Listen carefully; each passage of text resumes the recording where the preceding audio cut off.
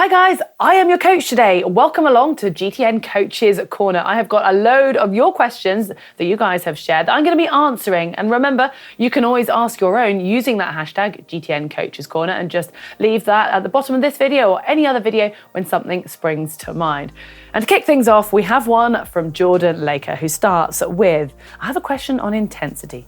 I'm trying to get my weekly intensity sessions done per sport with 2 bike sessions, 1 or 2 runs, and 1 swim. I'm struggling to find the proper schedule to get them all done in a week, with also trying to get a long steady bike and a long steady run as well.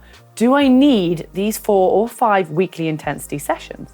Should I instead aim for 3 a week and mix and match which sport and session I do? Or should I stack an intensity day and try to do multiple intensity sessions in one day and schedule the rest after? Thanks for your help.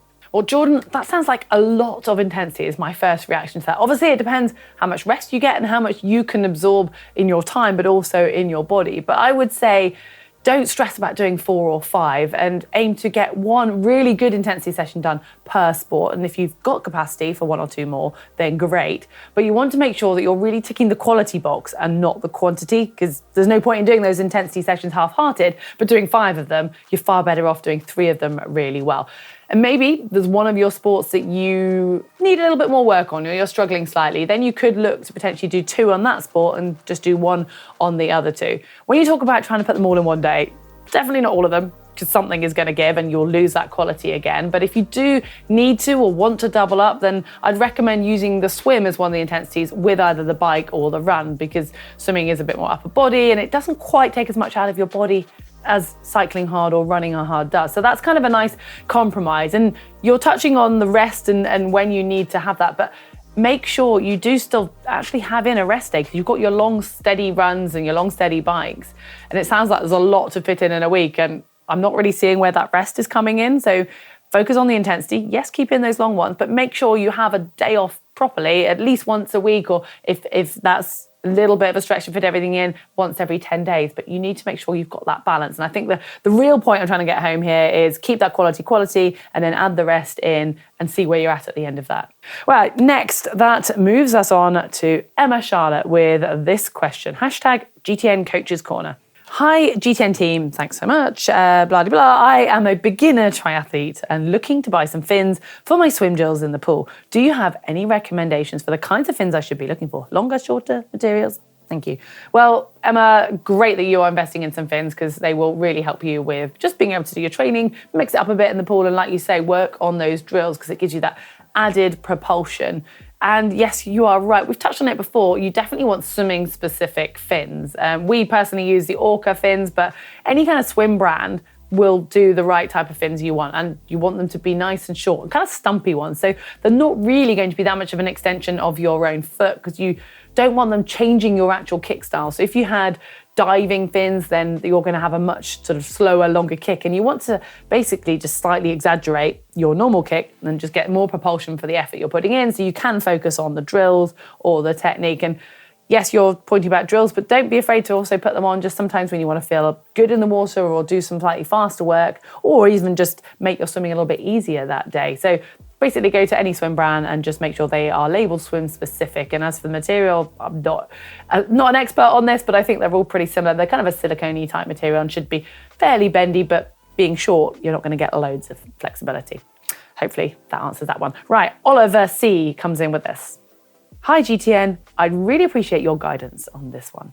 I find that I can get my heart rate up nice and high in the pool or on a run with sprints, but on the bike, my legs seem to give out before my cardio.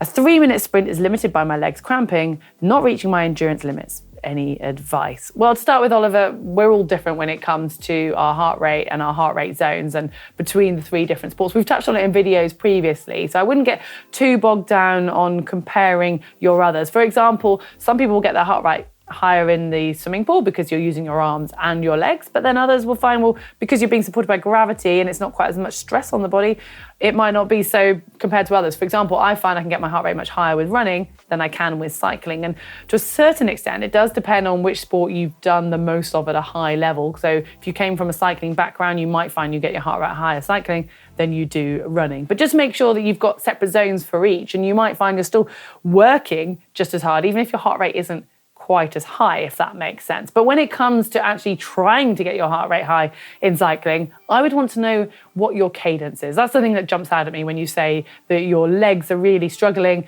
but your heart rate isn't going up. Because if you're riding at a low cadence on the whole, that's going to be working your muscles much harder, but it's actually not going to be working your cardiovascular system as hard. And then on the other end of the spectrum, if you've got a really high cadence, you're not going to be having to put as much force through each pedal stroke because you're going to be doing so many more of them. But as a result, you're going to be working your cardiovascular system harder, so your heart rate will go higher. So it's about experimenting with your cadence. It's basically what I'd recommend, and finding that happy medium where it's not your legs limiting you and you're getting your heart rate up, but you obviously don't want to go too far the other way when your legs are spinning like mad and you're not actually getting much of a workout through your legs and your heart rate's going through the roof. Another way to try and get your heart rate up is ride hills. I mean, I'd be impressed if you can ride up hills without your heart rate going really high. So yeah, I mean, it's great that you're in tune and you're keeping an eye on this, but just go away and sort of try some different cadences, try some hills, and keep an eye on your heart rate and see if you can find that optimum cadence for you, because I reckon that's going to be your solution. So good luck with that one. Right, now we are moving on to a question that comes in from Steve Nagel. Hey guys, I'm training for my first 70.3, Mossel Bay, South Africa. I've only done some very basic sprint races. My question is transition related. What are the differences in transitions between basic event and an Ironman event, i.e. basic races, your gear is packed next to your bike, but I see Ironman events use transition bags. Is there a changing zone? When do you collect your bags?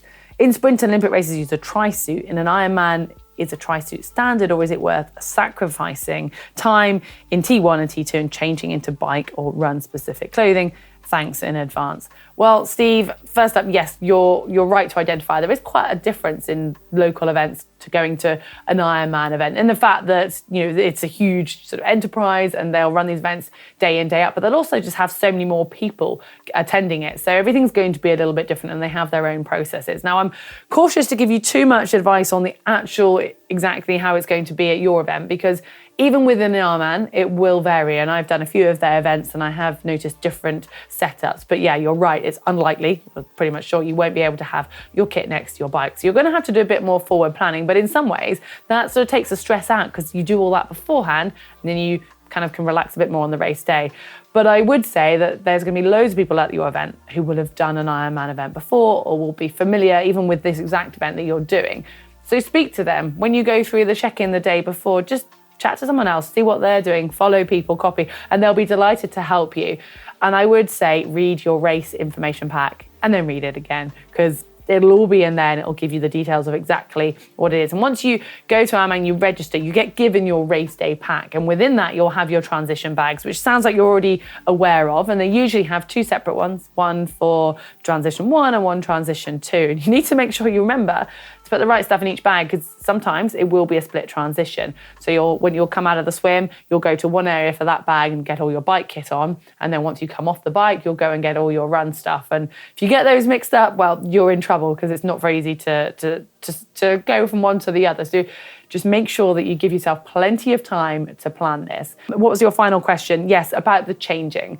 You're doing a 70.3, and if you've already worn a tri-suit, which it sounds like you have, why change? Unless you've had issues with it, you found it really uncomfortable, I would seriously recommend staying with your tri-suit. It means you don't have to get any new kit. It's one less thing to think about, one less thing to put in those transition bags. And you just don't need to take that time to be getting changed. If you, for some reason you've had a problem or you're really worried about comfort and you want to change, then there are usually changing areas, but check with that. And there's pretty much always an option for it. But unless you're doing an Ironman or unless you're really experiencing troubles with your tri-suit, I would stick with what you know, and you'll save yourself some time at the same time. A lovely selection of questions there, so thank you very much for sending those in, guys. And if any of these have triggered a question, you know what to do. It's the hashtag GTN Coaches Corner, and you can leave that question in the comments below. Well, hopefully you've enjoyed it. Give us a like if so, and click on that globe and you'll be warned whenever we get another video out.